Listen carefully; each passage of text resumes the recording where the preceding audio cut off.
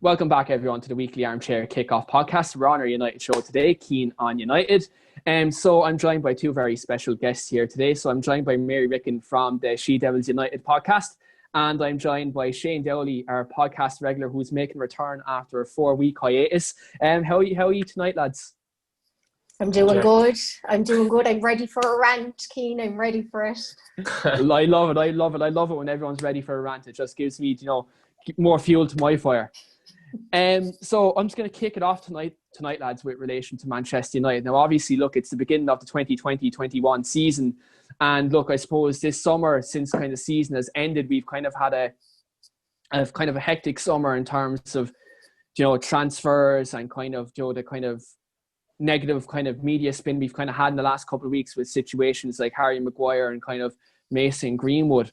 But I suppose the first thing I kind of want to talk about tonight with you guys is the whole kind of the transfer debacle we kind of have this summer in terms of our board and kind of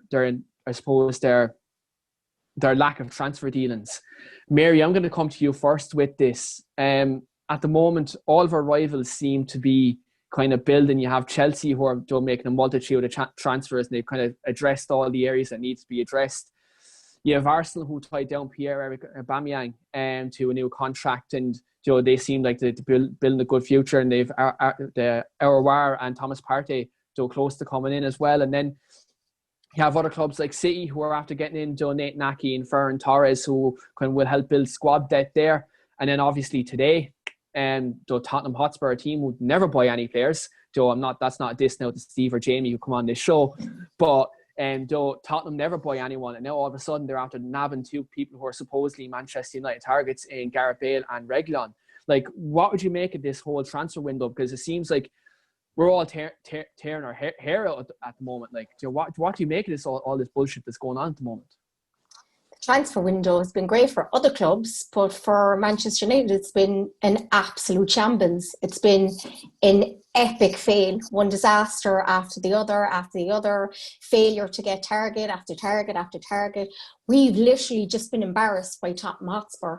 That's how bad it has been. If you think it's been bad, like we missed out on whatever about Bale, but Reguilon, we missed out on to Spurs. Now that buyback clause was it like a huge bone of contention, and I was saying I didn't agree with it, and yeah, we did the right thing, but actually then I heard no, we actually didn't want to pay 30 million euros, we wanted to pay 20 million, and now it looks like tonight we're in for Tellez, but we don't want to pay 20 million, we've offered 15 million. So what are we actually doing? It's an absolute disaster. We missed out on Thiago, he's gone to Liverpool. We've been linked to Sancho for the last 7-8 weeks. Nothing. Monitoring FC. No bid has gone in. Personal terms seem to be agreed. Still nothing. We've brought in one player. We've seen Newcastle, Villa, Everton spend more money than even Brighton, Leeds United. Like you look at them clubs. Like, it's a disgrace. Absolute disgrace. Leeds have spent over 40 million, and we've spent 35 in Van de Beek, so they've spent more money than us. A newly promoted club has spent more money than Manchester United. This transfer window is worse than the window where we finished, where Jose only signed Fred, Lee Grant and Dallo. It's worse than the season where we sold Ronaldo and brought in Obertan Valencia and Michael Owen. It's worse than those seasons, because you literally brought in, Van de Beek is a class player, brought one player when we need, I was saying we needed 5 players at the beginning of the window. I would have accepted 3, but we've signed 1 and we're playing tomorrow. Absolutely not good enough. It's been a shambles. Yeah, look, I suppose from my perspective with this, you look at the other clubs building around us, especially the fact, look, we finished third in the league now, albeit, look, I've been very vocal about this. 66 points for third place is a shambles in itself. That shows kind of, I suppose, the gulf in quality between the top 2 and the rest of the league. But you look at that, anytime we've actually finished in a positive position at the end of the season, happened under Van Gaal, happened under Mourinho, even Alex Ferguson, when we saw Ronaldo and we're after winning the league and getting to a Champions League final, we don't build. Under this current ownership, it's been a fucking disaster. And look, I never swear and I never get angry on this show, but this is a time where I actually have enough of this fucking bullshit from these absolute parasites at this club. He's seeding me. No, I but hear that. But look, at the end of the day, right? You look at the Swiss Ramble report that came out the other day. Manchester United in the whole 20 Premier League sides, right? In terms of owners financing, Manchester United are at the end. They're at the fucking end of that table. Now, there's clubs like Aston Villa, Leeds, Brighton, teams like that who've had more backing from their owners. Now, no disrespect to these clubs, right? They're fantastically well-run clubs, and they all have a history, and they're all very good clubs in their own right. But Manchester United being 20th in the Premier League table for owners financing is bullshit. You also look at the £90 million over the last 5 years that the Glazers have taken out in dividends, right? You look at that. That £90 million can get financed into things like the academy. That £90 million can get financed into things such as the stadium. You look at Spurs, right? Their stadium, that £1 billion stadium, it's immaculate, right? Great job. Spurs have kind of put money into that. They've put money into the academy. They're kind of building something. Manchester United have a stadium leak in the stadium. Like, we've all been out to Old Trafford. That stadium leak has been there for about 10 years. And Manchester United haven't done any refurbishment on the stadium. And who's that down to? That's down to the ownership for not wanting to, obviously update the club. You look at transfers. You look at the lack of, I suppose, ambition and communication from this ownership. When do they communicate with the fans? In the last 15 years in their ownership, they've had what? One interview. Like, Stan Kroenke, that fucking other parasite that owns Arsenal, he's had more communication with the fan base. If he's not doing something, his son, Josh Kroenke, communicates with the club. Even Arsenal, who are Banter FC, right? And I always label these Banter FC. Shane labels Arsenal as 14th FC. But at the end of the day, Arsenal have a vision. Like, it blows my mind that a club of Manchester United, who we're supposed to be labelled the biggest club in the world, we're not showing that. We should be flexing our muscles financially, commercially, and all the other sides. Now, commercially, Ed Woodward, right? Ed Woodward does a fantastic job in terms of the commercial revenue, in terms of deals and stuff like that. He does that. I'm going to allude back to 2014. Ed Woodward said, we can only do things in the transfer market that other clubs can dream of. Now, if other clubs are dreaming of being absolutely tactically inept in the transfer market and dilly-dallying around a deal and dilly-dallying over 5 million for, over every single transfer you do, I don't think any club wants to dream of that. I think a club wants to be successful. A club wants to, please their fan base. A club wants to obviously show progression over time. Manchester United don't do that. We've no director of football. We've a bank manager, investment banker, whatever the fuck he is, whatever his title was before he was at United, in charge of the football side of things, when the man wouldn't be able to go down to Carrick United or Rock Rovers on a Sunday morning and pick a team, never mind run the biggest club in the world. Do you know what I mean? It's a fucking disgrace. And look, I know I'm ranting, but I just wanted to get this off my chest for so long, because it's people are coming at me in social media. You've seen it, Shane. You've seen it like across group chats and stuff like that. People are coming at me over this ownership and calling me spoilt almost. I have every fucking right to. It's all fucking relative, man. Like, it's, you can't turn around and say you're winning. You're winning trophies 20 years, and then, like, yeah, it's stupid. It's relative. Like, I'm not going to settle for United being fourth and fifth, like, just because there's other teams that would be lucky to be in that position. Like, yeah, and Shane, I know I'm gonna stop ranting now, because I kind of worry about my face probably going red at this stage, and I'll get a slagging later on. But Shane, I'm gonna come to you obviously with the runnings of Manchester United at the moment, obviously the board and stuff like that. Manchester United have kind of shed some light today, saying that they're worried about the Manchester United fan base spreading kind of a negative vibe around the club, in terms of that, and Manchester United social media are blocking Manchester United fans online. What do you think of that? Manchester United are blocking fans. It fucking stinks. The fans aren't creating anything. The fans are reacting to what's going on in the club. Like, you can't just expect fans to just be happy because, like, the window is just being a heap of shit. Like, we finished third last year, and we are saying it towards the end of last season that if we got Champions League football, it puts us in a really good position to kick on. And like, there's been loads of times in the last few years we've been in a position where it could kick on, but the club just settles. Like, they're just content in being in the top four and just getting revenue. Like, and it fucking stinks, man. Like, and to be fair, going into the window, I knew like money was going to be tight over the pandemic, and that's fair enough. But you're looking at all these other clubs, and all these other clubs are out spending more money than us. So that's not an excuse. So nine is, I get that it's hard. Like the way the price for players nowadays gone so high, I get like it's just more difficult to sign players now. So I get you weren't going to be able to plug every hole with a in the club, squad. but with a club of Manchester United's revenue, if the Glazers weren't sucking the life out of the club, this wouldn't be an issue. Yeah, but even I mean? with that, like we still have the money there. I think they're just being Woodward and that are just being tight. Like, I get with the Glazers, but we still have the money, like, and they just won't fucking do it. Like I get, because the last few years United have been overspending on players, so they kind of want to move away from that. But how can you have the neck to turn around to a club and say I'm haggling over 5-10 million when you paid 80 million up front for Maguire last summer? Like, yeah, like you showed your ass paying 80 million for Maguire up front. Like you can't turn around now and then haggle over a few pounds. Like, it is what it is. Like it's disappointing, man, because we are in a good position. Last year gave us a good chance to kick on, and the worst window we've had since Moyes' Yeah, that was a shambles. Yeah, that was shocking. Remember that summer? At the very least, coming into this summer, the club said, like, was the last year, like in the rebuild, they planned on getting 3 players in every summer window or so.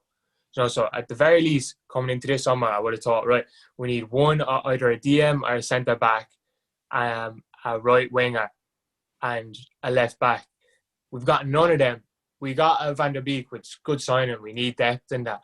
But the two biggest holes in the team, I think, are a DM and a right winger. Granted, we've been linked with Sancho all year. That's fine. He's our number one target. But it comes to a stage now where you just need to decide whether you're going to pay up or you're going to move out. Like, I get, if the club doesn't want to pay 90 million up front for Sancho, I get it. Like, I'd be disappointed, but I understand that it's hard to pay 90 million up front with the coronavirus in this year. Like, but the fact is, they haven't decided to move on. They're still hoping Dortmund will drop their price. They won't do that. Second, a DM. We desperately need one. The only DM we've been linked with is Thiago, which Thiago, like, I don't think he was planned to be signed. He's just a player that became available. And when players like that become available, you move on it, But apart from Thiago, we haven't been linked with any DM, which is worrying, because that's probably, like, I think one of the biggest holes in the squad. And if the club aren't even looking to sign a DM, that's just poor recruitment. We need a centre half. Again, lack of director of football. Yeah, we've been linked. We need a centre half. We've been linked with one centre half, the guy from Leipzig, Upamecano. Yeah, and that was it never looked like it was going to happen, So, same. We need a left back, and the only left back up until tonight we were linked to it was your guy from Sevilla, and even that, it was him being offered to us and being offered at the club. So it's just annoying, because the only player we've been linked with and we've actually been some way proactive about getting is Sancho. The rest of the holes in the squad, the players we've been linked with, have been offered to us. The club is just being so passive, and it's so disappointing to see. Even outgoings, like, we're not getting rid of any of the deadwood. We've just done not in this window to improve us.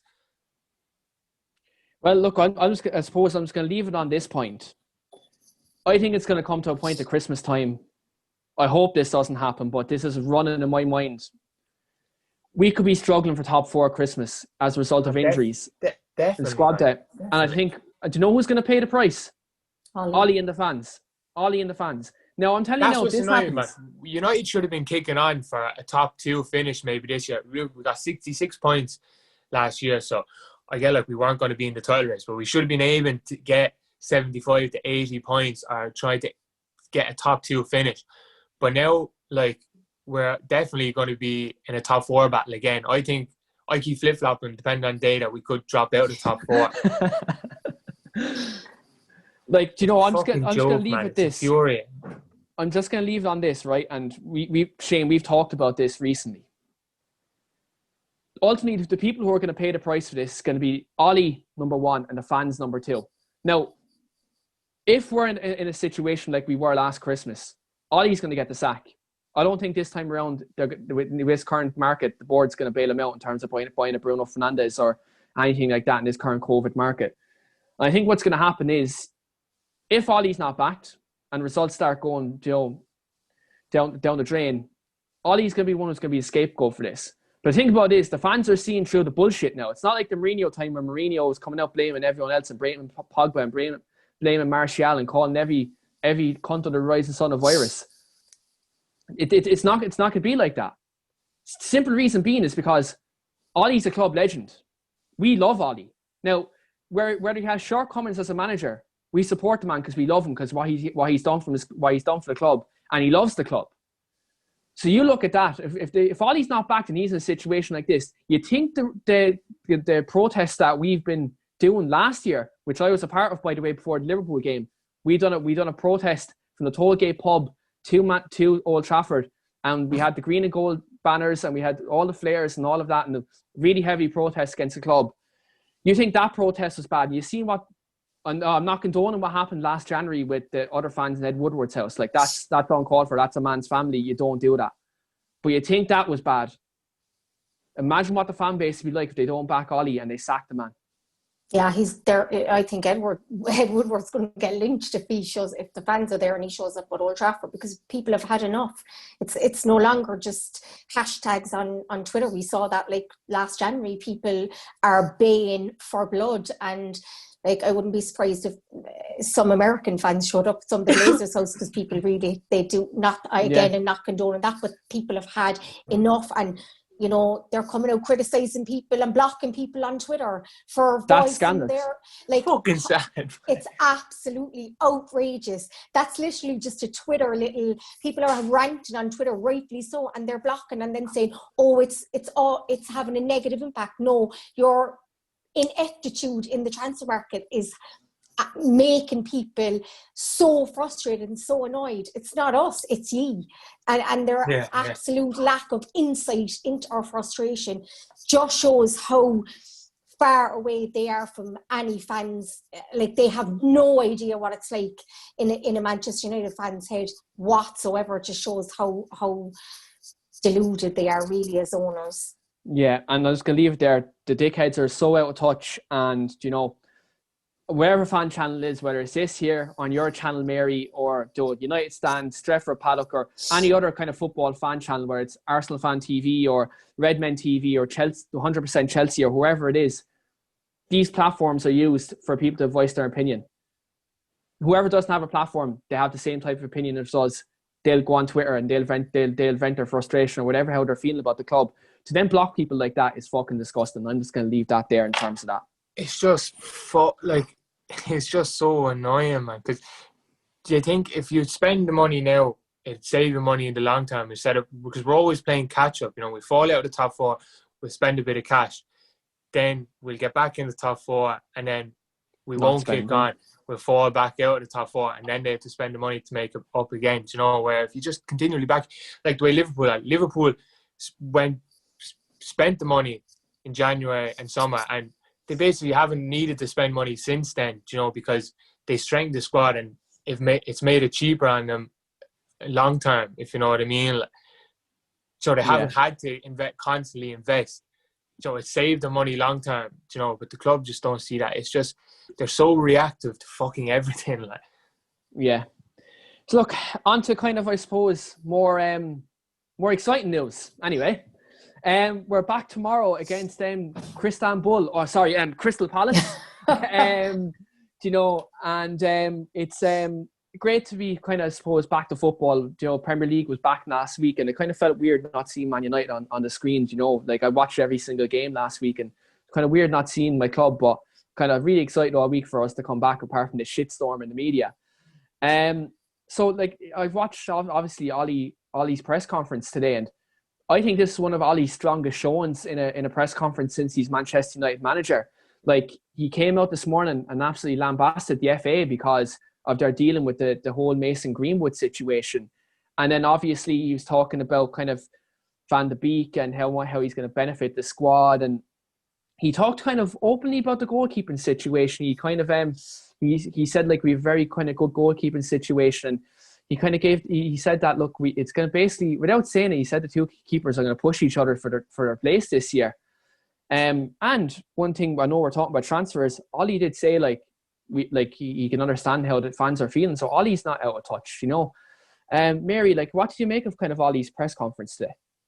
I loved it, because previously he said something along the lines of those who talk the loudest aren't necessarily the best fans, and kind of rubbed some United fans up the wrong way. But today he said he loved our passion. We just want to see, you know, fans want to see the best players in the United shirts. And I think that was his way of kind of saying, yeah, I agree with you, you know. And he did say as well that we need to improve to progress. So for me, that was a massive back-in with the fans. And I liked how he came out in defence of Mason Greenwood, because I've been waiting for him to do that, because I think Greenwood does need to be protected, and Ollie hadn't previously really said anything. I mean, Greenwood came out with 2 apologies, and I was waiting for the manager, because if it had been Fergie, he would have come out and backed his young player. So I was glad to see that of Ollie as well today. I loved his presser, you know, he was really positive, and in the shitstorm, you do really want to see that. No, he was kind of saying we're ready and stuff, which I personally don't think we are.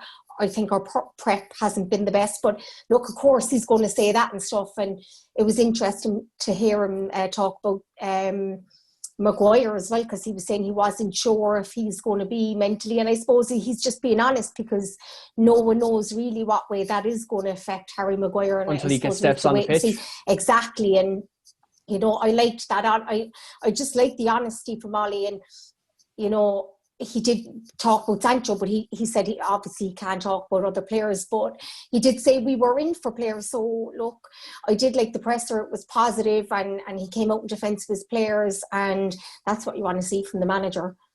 Yeah, 100%. Like, I really, like, it's one of the press conference, like, kind of after watching it this morning before I started work this morning, it kind of made me feel good. I knew he was it kind of showed that he was on side with us, you know what I mean? Whereas previously, like, he kind of like dismissed kind of any kind of fan unrest, do you know what I mean? Like, he kind of did kind of back in January. But like, I suppose, Shane, like from listening to kind of the quotes that have come out at the press conference, like, how do you feel about it? Yeah, he talks a good game. Like, he always says the right things in the media. Like, you know, he's been very good at that since he came in. But I like that he put a bit of pressure on the board, and he understood what the fans were saying, that we want the best players, and because he knows he's not stupid. He knows that he's going to be the one that's going to get the blame from the board when it turns to shit this season. Like, you know, so yeah, I just like that he was putting the pressure on the board to get the players in, and it was good for him to back Greenwood as well, because, you know, he's only 18. Like, I don't care what Greenwood done, like, because he's 18. We've all done stupid things. I think people are just overreacting about it. You know, and it's just put your hand around him. I know. When I was 18, I was a little rogue. Taylor will tell you that, Shane. I was just a little rogue. Like, do you know what I mean? And like, to be fair, at that age, like, especially when you have that much money, and like, you kind of know, like, this is his first trip away with the England team. He wasn't thinking straight, and like, I'm not condoning why he done, because we're in a pandemic. Like, do you know what I mean? There's obviously coronavirus restrictions and stuff like that he should have known better.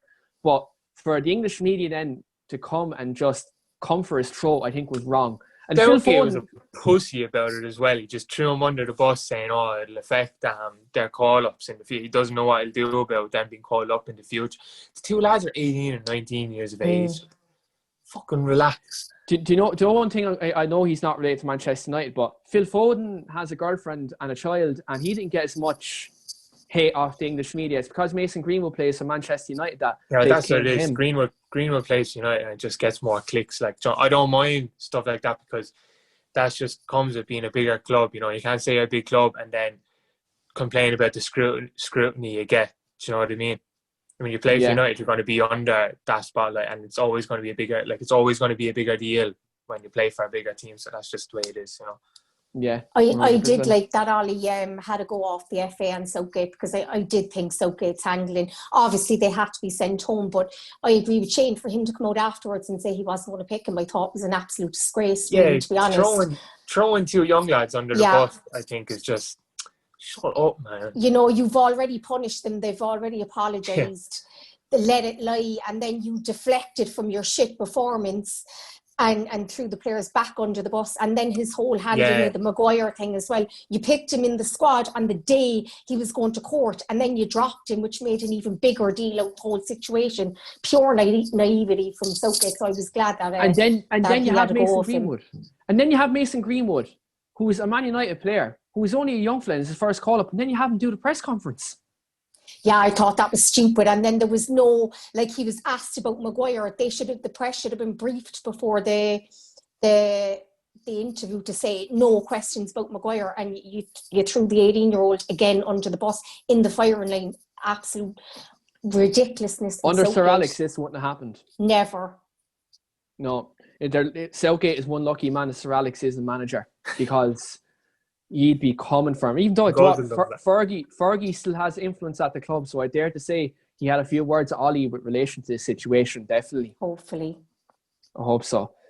So, well, I suppose, lads, talking about the Crystal Palace game, like tomorrow, we do have a very kind of difficult goalkeeping situation. Obviously, we've Spain's number one and I suppose, undisputed in the last 5 years, kind of the best keeper in the league, apart from kind of the last 18 months, like David De Gea. Obviously he's still number one at the moment. And then you have, Dean Henderson, who was recently have to sign a new 5-year deal, and he's on the back of a very good season with Sheffield United. He's an England international now. I suppose I was going to ask both of you, like, how do you think Ollie's, like, how should he deal with this situation? Like, who do you think maybe should be between the sticks this year? Obviously, David De Gea has been kind of shaky in the last 18 months, 2 years. When, Dean Henderson, on the other hand, has been absolutely fantastic. Like, Mary, how would you deal with this?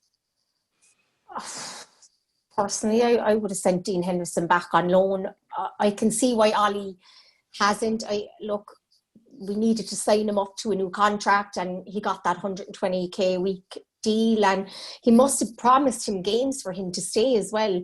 And maybe it'll galvanise both players into playing better, because like De Gea's really had no competition for the last couple of years. Even though Romero's been decent, he was never going to be number one. But for me, you have to have a number one. You can't go into it with uncertainty, because we did that back when De Gea first came in, when Anders Lindegaard was there. And De Gea was very dodgy. And every time one of them made a mistake, myself included, I'm guilty of it. We were baying for the blood, bring in Lindegaard, bring in De Gea, and it was putting real pressure on the two lads. And De Gea was young at the time, and it created a bit of a fiasco. And we saw it earlier in the season as well with the penalty uncertainty, who was going to take our penalties, and we saw Pogba and Rashford, and they were missing. And then the penalty king came in. Thank God Bruno came in and sorted it out. But you need to have your penalty taker before you go out on the pitch. You need to have your number one as well. You can't have, we don't know, and if he makes a mistake, because I don't know, is that going to put extra pressure on an already pressurised De Gea? Maybe it'll galvanise him. Maybe it'll make him perform better. I'm not sure, to be honest. I hope I'm wrong, but I think it might have the opposite effect. And what do you think, Shane? Like, what do you think of the whole situation? Because obviously they're two very top goalkeepers, and Sergio Romero's number 3. Like, between the 3 goalkeepers, it's about 600 grand a week in wages. Again, another shitstorm by the board, but again, fuck them dickheads. What do you make of the situation? So, it's just competition. Like, the cream will rise to the crop, and the cream will rise. I can't remember what it was. But I think if it was up to me, I'd just start Henderson, because I think De Gea is finished. But I reckon what he would probably do is he'll start De Gea, and De Gea has the number 1 shot until he loses. So probably within the first month, De Gea is going to have a bad mistake, and then Henderson will be in from then, I think. I think it'll just, the both of them will benefit from it anyway, because De Gea will have someone to put, because he's just been very comfortable the last few years, so I think the competition will do them both good. But I think within the first month or two, Henderson will be the number 1, and they will probably just play cup games, and either he'll look for a move away next summer, or he'll want to shift him, and he'll dig his heels in and say, I'm getting 300 grand a week here and not leaving, so it could get messy. But Yeah, geez, It that is what could it be is. very messy. Just thrown out there as well, Shane, about the kind of defensive midfield position. I know you're signed up to Carrick United at the moment, but like you've been scoring goals recently. So like, would you like to throw your name in the hat there, or? Centre half nowadays, and so not for me. Had to throw that in there because recently on the Waterford newspaper, lads, Shane Dowley's making the headlines, scoring goals from a defensive position, Love lads. Own goals, dude. So like looking at the game, obviously against Crystal Palace, like it's our first game of the season. It's very important because like look, I suppose our rivals in the first game have already kind of picked up points apart from Spurs, who lost to Everton last week, and I suppose Everton kind of really showed last week that they're a team to maybe watch out for this year. Like I always feel like that with everything, though. They always kind of seem to have a Always. good summer, and I'm like, oh, I keep an eye on them, but they don't do anything. You know, like their team is just made up of rejects from top clubs. So if them top clubs are being rejected, if them players are being rejected by top clubs, how are them players going to turn you into a top club? Do you know what I mean? Yeah. Remember we went over to the Everton game, they actually had some load of good players. Then Valencia, we were behind Antonio Rooney, Valencia. that Rooney, man. The goat. Oh, the goat. So yeah, back onto it anyway. Starting 11. I suppose Shane, I'm going to come to you first. Like, how would you line out United tomorrow? Because Ollie has a few very big decisions to make. Yeah, if it was up to me, I'd go Henderson, but I don't think he will. He'll go De Gea, Wan-Bissaka, Maguire, Lindelof, Shaw. Midfield, I think, will be Pogba, Matic, Bruno 10, Rashford left, Greenwood right, and Martial up front. So probably just the same team we finished with towards the end of last season, except Shaw is back from injury. Thank God. And yeah, I love Luke Shaw. I really like Shaw, but at the same time, I don't even really rate him that much. You don't win a league with Luke Shaw left back. We could have so much better than Luke Shaw. Like, why are you settling? Good just player. Looking at him when he was injured, and I like Williams as well, but just having a left foot or a left back just makes a fucking massive difference. Like, because we're not that good at building out from the back as it is. So when you have a right footer playing left back and they're constantly checking back in, it doesn't help. Like, the thing that annoys me about Shaw is that when he does go forward, like, he can be very good, but he's just not he's just too passive. Like, you know, his passing is, he can't cross for shit, to be fair, but his passing is very good from left back, and when he goes forward, his passing is good, and he drives with the ball well. You know, he breaks tackle and goes through the channel well, but he just doesn't do it enough. I think that sums up his United career. Like, he just isn't doing it. Like, he'll be very poor, and then his place in the 11 will be under threat. Like, Ashley Young will come in and start ahead of him, and then he'll wake up and he'll start playing well, and then he's guaranteed a spot, and then he'll start slacking again. Then Brandon Williams comes in last year, trying to take his place, and then Shaw comes back in and he starts playing very well again. And that just frustrates the shit on me, like, because you're showing that you have it, you have the ability, but you're just so not arsed, and you're just too passive, like, and it just drives me mad, man. Mary, how would you line up? How would you line up the team tomorrow? A lot of people are saying like Wan-Bissaka and Pogba and Matic. I don't know, because they're only just back training. I think Wan-Bissaka, I'm going to go De Gea, I am going to go Wan-Bissaka, Maguire, Lindelof, Shaw, but I don't think Pogba is going to start. I think he's going to have him on the bench, and I don't think Matic is good. Would you start a 32-year-old Matic who is quarantining and has just come back training this week? Not for me. I'm going to go with McTominay. This is what I think, obviously, this is what I think Ollie is going to do. McTominay, Bruno and Van der Beek. And then the 3Ms, Mason, Martial and Marcus Rashford up front. Yeah, it's very But costly. I just think because Pogba's had COVID and he's only just back training, the same with Matic has just come back training as well. I think he might have them both on the bench. Yeah. Suppose I've gone something a bit different. I've gone with De Gea in goal. Again, I think he's kind of last chance saloon for him now. He kind of needs to show the form he did do before the 2018 World Cup, because if he doesn't, though, Dean Henderson is on his heels. I think, as Shane said, I think Henderson might take his place long term. I think Ollie will go with Aaron Wan-Bissaka right back. So I think there's a huge drop off when he doesn't play. If you play someone like Fosu Mensah, or you play Dowley, like defensively, it's not as good. So I think Ollie will look at that, and I think he will go with that.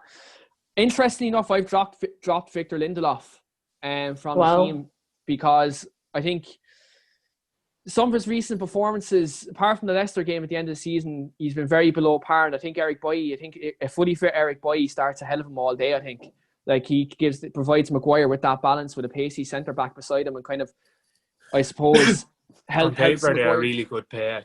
To be fair. When they played that game against Chelsea last season away at Stamford Bridge, it worked a treat. So I'd love to see that again. And again, Luke Shaw left back. Look, I suppose I'd take a 60% fit Luke Shaw over Brandon Williams all day.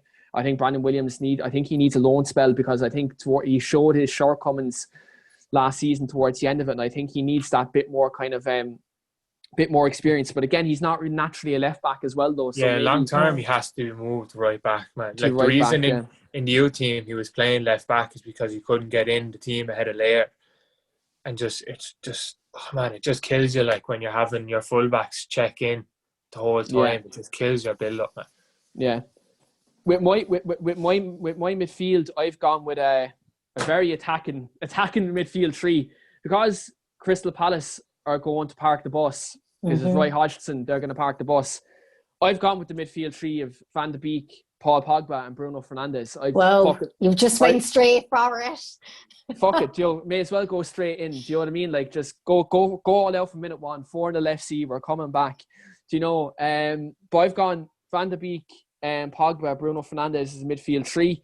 I think I think that midfield three beats anyone in the league. I think on their day. And again, the same front three: Mason, Martial, and Rashford. Again, that front three picks itself. And maybe Lord Lingard might come on in the false nine. Maybe might come on the false nine in the second half, score a little goal, and give us another little milli rock or something. We can only dream. But I think that's what that's what I feel should be our starting 11 now. I think as we've all kind of had different choices, Ollie could go with something completely different, and you never know, he might go back to that diamond like he did with Everton to get every single midfielder in. Do you know what I mean? That's something I think we might see during the season at some point. Do you think we're going to be set up 4-2-3-1 again this season? Because I thought last year it fucking stinks, but I'd rather go 4-3-3. Yeah, I'd love to see 4-3-3. Double pivot, Pogba and Bruno, I think would be outstanding. Yeah, it would just be nice to see Pogba be able to get further forward as well to get the best out of him. But then again, you need a good defensive midfielder with legs to play that, though. That's the thing. You need a Kante or someone in that role, who's going to break up play and kind of give the ball to the boys and like, go on, you work away. I have you covered. Like, I suppose that's score predictions for tomorrow. Mary, I'm going to come to you first. Like, how do you think it's going to go down? I think we're going to lose. No. No. I'm going to go 2-0 United. I can't see Palace scoring. Look, last season they were the second lowest in the Premier League for chances created. They're going to play 4-5-1. Look, they'll try and catch us on the break. And Zaha is excellent on that left wing, but no, I don't see it. I think it's going to be 2-0. Hopefully we can keep a clean sheet. Yeah, that's not a bad shout. Shitting, how are you feeling? Are we at home? Yeah. Tomorrow? We'll win one day, let's say. That won't be a great performance. Yeah. I'm very pessimistic. I thought you were going to educate the masses there, Shane. It's just this summer sucked the life out of me, man. Fucking hell. This club. Yeah. This fucking club. So I'm going to go, as I just alluded to a minute ago, I'm going to go 4-0 Manchester United. I think, Crystal Palace are, I think Crystal Palace, they're not a great team now, to be fair, and I could be eating my words and this could be clipped up now tomorrow, but I think we'll have too much for him going forward, and I think Bruno Fernandes is going to score a penalty tomorrow. Just like to throw that in there. Four penalties for Bruno Fernandes, all dives in the box, which are rightly given by VAR then. But yeah, I think 4-0. I think our firepower up front will be too much for Palace, and I think we'll get there. We'll beat them. Palace are missing a load of defenders as well. Anyway, they're missing 4 defenders. So surely we should. And Croatia is going to be playing in defence as well. So You can definitely they'll have a beat makeshift. Yeah, they'll have a makeshift backline. So hopefully we can rip them a new one. Yeah, definitely. Lad, I'm just going to come to you one last quick fire question. Where do you think we're going to finish this season? Shane, I'm going to come to you first.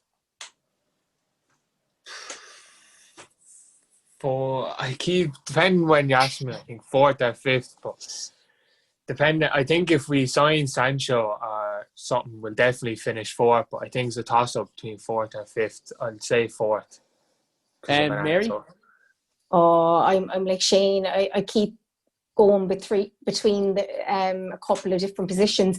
On my own show, that was a few weeks ago, I said 3rd, but no way, I don't think so. I'm going to be a little, because I think we will get Sancho and maybe a left back, I'm going to say 4th. On my podcast a few weeks ago, I went with 4th with the current squad. I think if we get Sancho on the left back, I think 3rd's a possibility if we get them in. I think it's a possibility. Yeah, I think if we got Sancho, and even if we just got Sancho in, I think we'd be close enough to Chelsea again this year. But yeah. I suppose time will tell. Like, if we don't get the signings, I think 4th, I think we still have enough to finish top 4, because it's kind of, I suppose, rinse and repeat type of thing. But I think at the moment, if we do get the players, I think 3rd. If we don't, 4th. Yeah, oh God! If we don't get the players, I'm going to agree with Shane. I think 5th. Yeah. Well, do you know what? It'd give the Glazers a kick up the arse, but again, we'd actually sign players then, yeah. We'd probably sign players, but Ollie wouldn't be the manager. But then our Argentinian saviour could probably come in at that point. Poch. Yeah. Thanks for coming on today. It's been an absolutely fantastic chat, and I've got a lot off my chest this evening, so I'm absolutely delighted I got that off my chest. Next week, I'd just like to make just 2 announcements.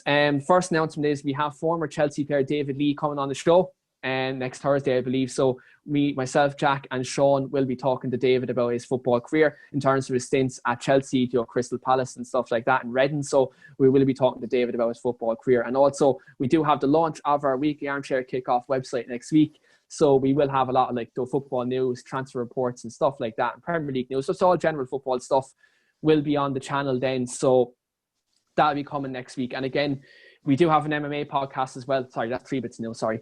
An MMA podcast next weekend as well with the UFC 253 as well. So I do have guests lined up for that. So we'll announce them in due course. But we do have plenty of content to come. So I do appreciate everyone's support of the channel. And hopefully, we can all push ahead and, Man United to win the league this year.